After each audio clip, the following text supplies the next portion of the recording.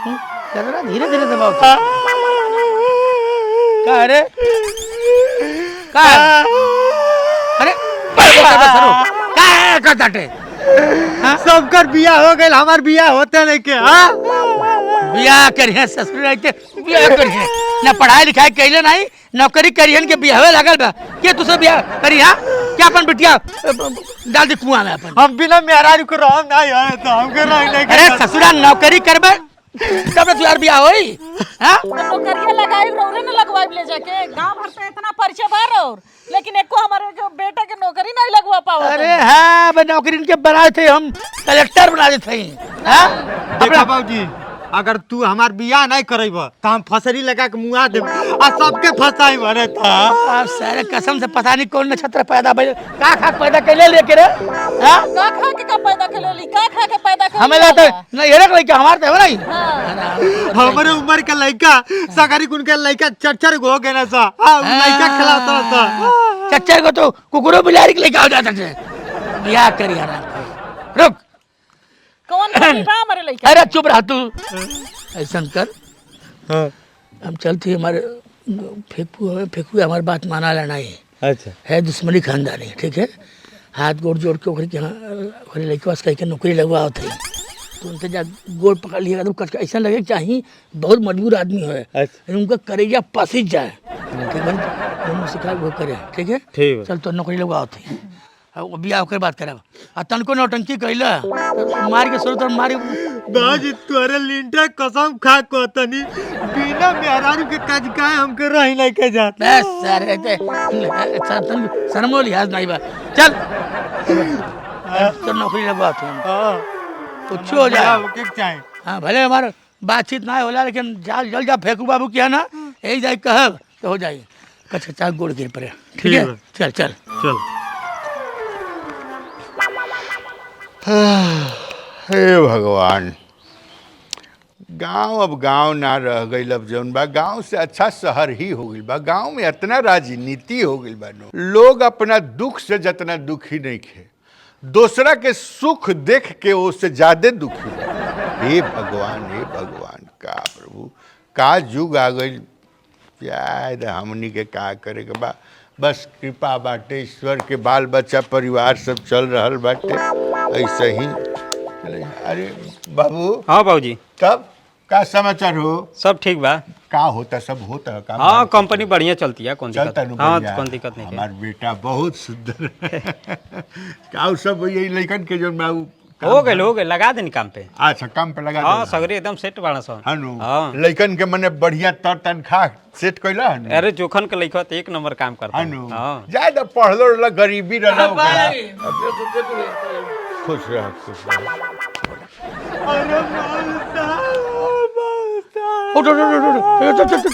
अरे अरे पैटवा पे ना का संस्कार देले बड़ा मने पैटो ठीक से का बताई फेंकू भैया हमार लइका बा काम नहीं बा आ काम करे से बियाह नहीं होता तो लौका तो नहीं भाई दुनिया में कैसे लौकी सूरज भगवान ए ढेला भैया के हमेशा कल्याण करे।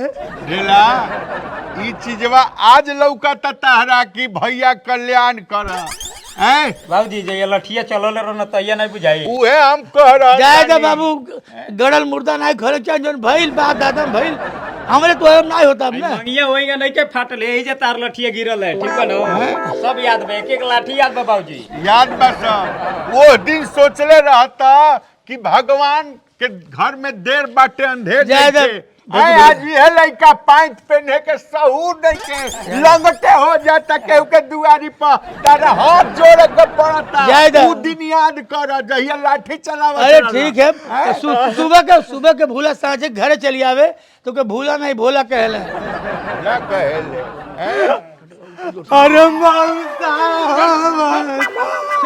अरे मर जाए अरे मौसा हम सुधार गल बानी लेकिन ये बहुत बेकार कब जिंदगी में कुल छोड़ दे बाटे कोनो गलत काम नहीं सब प्रभु का नाम सीताराम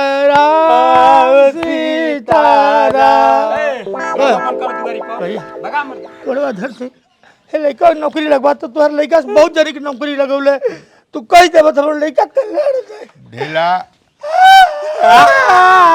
रोको रोको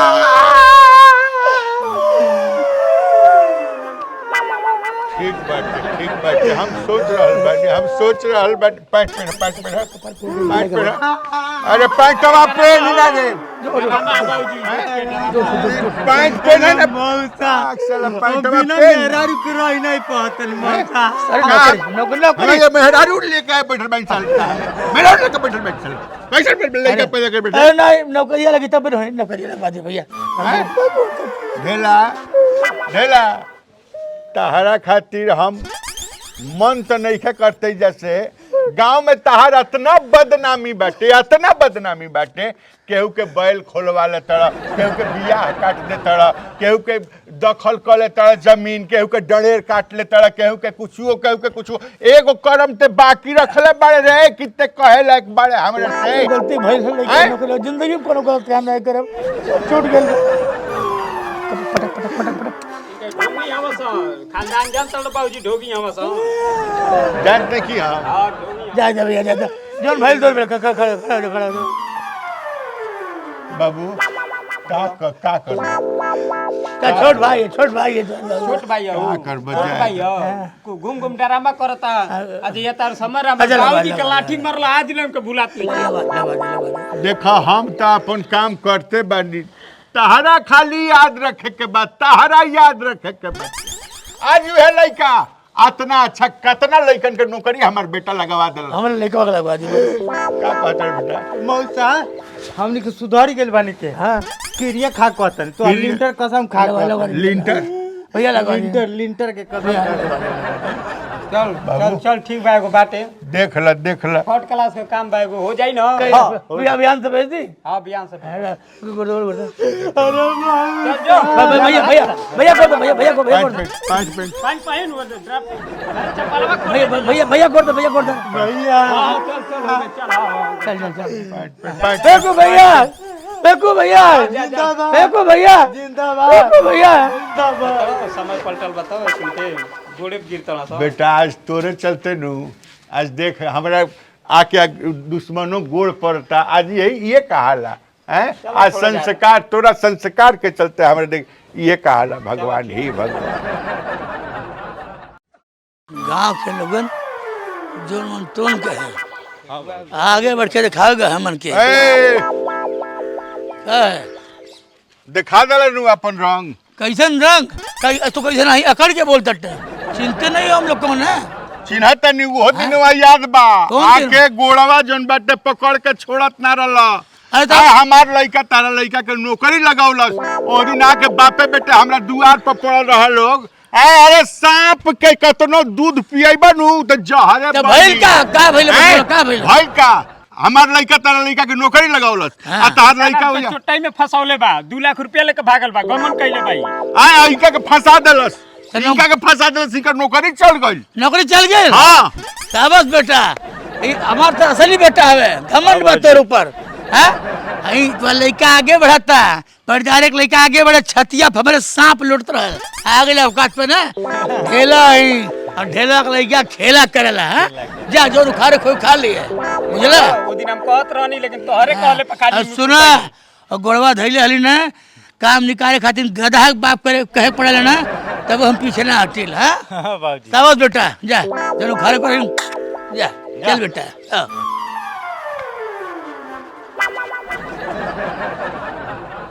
बताओ का करी नौकरी हमार छुटिए गइल बा मन तो करता कबो कबो हम फांसी लगा ली हमारा हालत एकदम खराब अरे हाँ बाबूजी अरे बाबू हाँ तू उदास जा अकेले काहे बैठल बड़ो का करी बताओ जब कोनो कामे धाम नहीं खेता अरे बाबू काम धाम काहे नइखे ठीक बाटे भगवान जौन कर तड़े तौन कर तड़े उ काहे कर तड़े उहे बुझी हैं हमनी के जौन बाटे कर्म बढ़िया करत रहे के बा ठीक नु ज्यादे निराश भइला की जरूरत नहीं का हई देखा है जोड़वावतनी काहे बनवावतनी ऐसे बनवावतनी कि ई जौन बाटे घर दुआर से लेके दर दुकान जा दूगो निकल जाई चिंता काहे कइले बाड़ा अभी 1 महीना बाद हम रिटायर होखे वाला बानी तेरा का चिंता बाटे 40-50 लाख रुपया पैसा मिली। अरे कुछ बड़ बिजनेस तरह के हम करवा देब। का करेगा बाटे, कुछ साथी दोस्त लोग के पुरान जौन लोग बाटे वो लोग के बुलवा के तनी पर पार्टी करवा दिहल जाई। सब जय जय होई। तू चिंता काहे करता? ढेलवा कहाँ बहू? ना मतलब के सांपे के दूध पियला आखिर में डसलस कि नहीं डसलस? का करब, पुरान साथी है बेटा। का करब, पुरान साथी उ अपन कर्म कैलस, हमनी के अपन कर्म करे। बताओ वो दिन आके गोड़ चुमस उ हाथ जोड़ हई कर हऊ कर जयकारा लगा के नस अंत दा मुक लइका खेला क देलस ना। हां कैलस त उहो कोनो अच्छा ना है, ढेलवो कोनो अच्छा ना है। बहुत दिक्कत नहीं खे, भगवान देख लेल बाना। अच्छा तारे के लकवा मार देल बा। अच्छा ओकर लकवा मार देल बा? मार देलस लकवा। लकवा मार देलस? मारी नहीं, भोगई के रहल उनके। देखला का कहनी है, जस करनी तस भोग ही पाता, नरक जात फिर क्यों पछताता। नरक भोगते बाण भोगियो ओइगा भोग। जाए द अब का करब, पुरान साथी है। चल तनी जाके तनी देख हई का ओकरा के। जा तनी देख। मन फिर मन बनाए फिर जइबो। बाबू आपन कर्म ना छोड़े के। लोग जौन करता वो में का करब, ओकरा के करे द। भोगत तू है नु बाटे। तू चिंता मत करता कहनी है नु। तू चल घर चला, हम तनी ढेलवा के तनी देख के आवते। ठीक है नु? ठीक बजा लेकिन जल्दी आइयो। हम आए। हां आधा घंटा में ना आइबो तो हम खुद आ जाए। अच्छा ठीक। लो बाबू चुट्टू चुट्टू पियो।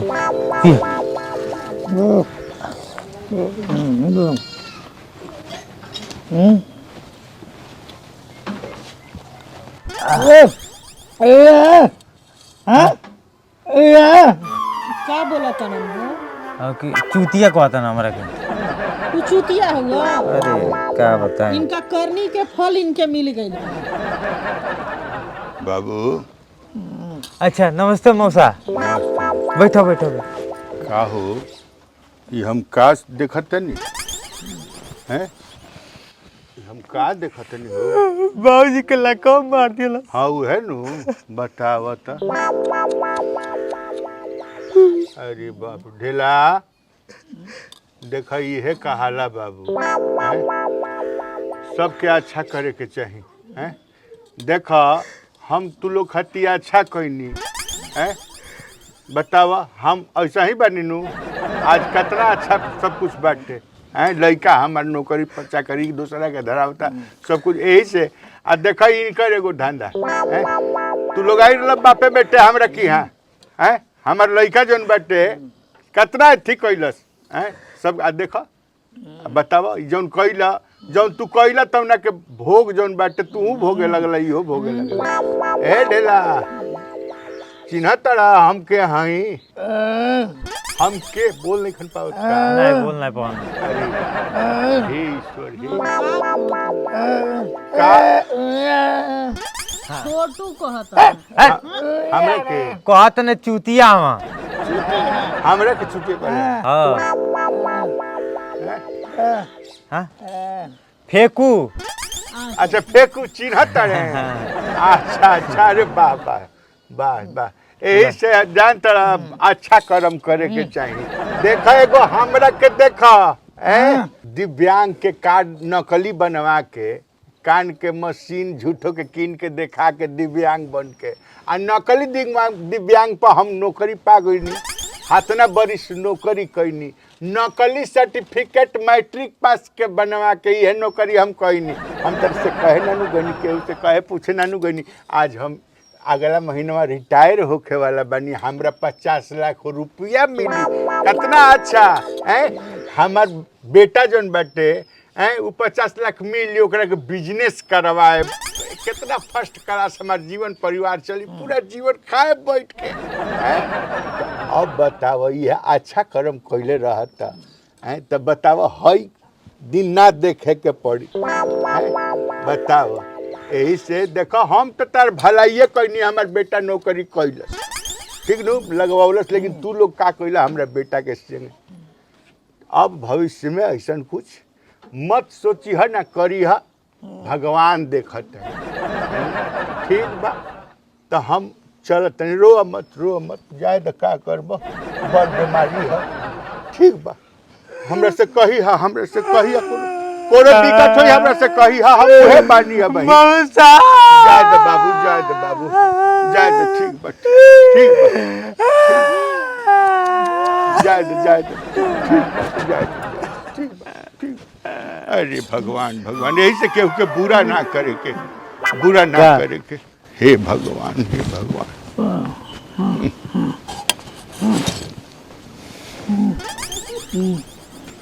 बाबूजी हैं इतना बड़हन टेंट कहाँ लिखल अरे तो आदमी ढेर न होता है 55 कम से कम 55 से 60 आदमी हो जाई बुझा तो बेटा बियाह करे के बाद इतना बड़हन टेंट लिखवा देला अच्छा बाबू तो ये अंतिमे नु बाटे मान लो रिटायर होता निजे जे आशीर्वाद देले बा जीवन निबहल बा नौकरी निबहल बा तो सबके बुला के चाय पानी करवा देला में का बाटे मान लो पैसा बची तो व्यवसाय में ना लगी व्यवसाय में जीवन भर तक सब कुछ भइले बाटे या कौन घटल बाटे 50 लाख रुपया से ऊपर मिल का हो जाए 5,000 रुपया खर्चा हो जाए 10,000 खर्चा हो जाए 20,000 खर्चा हो जाए कबले पैसा रिटायरिया तो आइए बस ये अगला हफ्ता तो रिटायरमेंट आ गया जी फेकू जी का घर कौन सा है? फेकू के घर हाँ। फेकू के घर कौन ये मैं तो आई ना वो हम ही हैं हाँ हम ही हैं आप फेकू हैं? हाँ हम ही हैं आपके खिलाफ केस हुआ है। हाँ हमरा खिलाफ के हम विजिलेंस विभाग से आए हैं। आप फर्जीवाड़ा किए हैं। हम कोई सर फर्जीवाड़ा कैले बनी हम कहाँ फर्जीवाड़ा कैले बनी महाराज आप नौकरी करते हैं ना सरकारी? हाँ सरकारी नौकरी करते नहीं हमारे बाबूजी का अरे अगले सप्ताह हम तो रिटायर होके वाला बनी एकदम जीवन निर्वाह कर दिले बनी एकदम नौकरी का के कहीं कोनो दाग ना रिटायरी छोड़िए, आपके ऊपर केस है। आप फर्जी मार्कशीट लगवाए हैं, फर्जी कान का दिव्यांग सर्टिफिकेट लगा के नौकरी पाए हैं। ये चीज कैसे ये कुल के पता चल गई लेकिन कैसे पता चल ई रउआ लोग कैसे कह सकिले कि बन हम ऐसा कैले बनी ई कैसे कह सकिले रउआ आपके खिलाफ केस किया है किसी ने, आप ही के गांव का। आज तक आपने जितना भी सरकार द्वारा वेतन पाया है या जो कुछ भी पाया है हाँ। सारा जब्त, और जो आपका मिलने वाला है पैसा वो भी नहीं मिलेगा। रिटायरमेंट हमको अभी होने वाला है, हमको तो 50 लाख से ऊपर मिलने वाला, कैसे नहीं मिलेगा? भूल जाइए 50 लाख, 1 रुपया नहीं मिलेगा। आप जेल में जाएंगे, केस हुआ है आपके ऊपर। ये कैसे कौन बता दिया आपको? कौन नाम बताइए ना हमको, खाली नाम बताइए। आप ही का गांव का कोई है, क्या नाम है? ढेला, ढेला नाम है। खेलवा हो फिर खेला को दिया लो तो ढेलवा के तो फालिस मरले बा, लकवा मरले बाटे, ऊ तो मुअल पड़ल एक सामान बाटे, ऊ तो उने बाटे, ऊ कैसे बता दी? अरे सुनिए, इधर सुनिए, आप लोग बात करिएगा, जी। हमारे पास समय नहीं है इतना। 2 दिन के अंदर या तो खुद सरेंडर कीजिए या हम जबरदस्ती लेके जाएंगे फोर्स के साथ। 2 दिन टाइम है, चलिए सर। बाबूजी अरे बाबू बाप एक नंबरी बेटा 10 नंबरी, बाप एक नंबरी बेटा 10। बाबूजी बाबूजी रे ते ऑफिस में हमरा जाके का शिकायत कइले बाड़े रे कि नकली सर्टिफिकेट लगा के नौकरी लेले बाड़े आ का कइले बाड़े? दिव्यांग वाला मामला सब मामला कैसे खुलल ऑफिस में बताओ, कैसे खुलल? साले बाबूजी बाबूजी तार बाबूजी ओही लाग अरे बाबूजी ओही लाग चल हट मारा बाबूजी। अरे साले हाथ में तो ताकत बाटे। बाप रे बाप अरे बाबू अरे बाबू अरे तो ठीक रहला, नौटंकी रहला। तोके का लगले सर?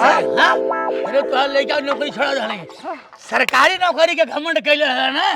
हां ढेला खानदानी हमें सूरज कई जनी नौकरी छोड़वा भइल बाटे, बियाह काट भइल बाटे सर आइल है नकली जब बियाह बनल है तो भेज देवे खातिर 70 रुपए पहले ही से रहा।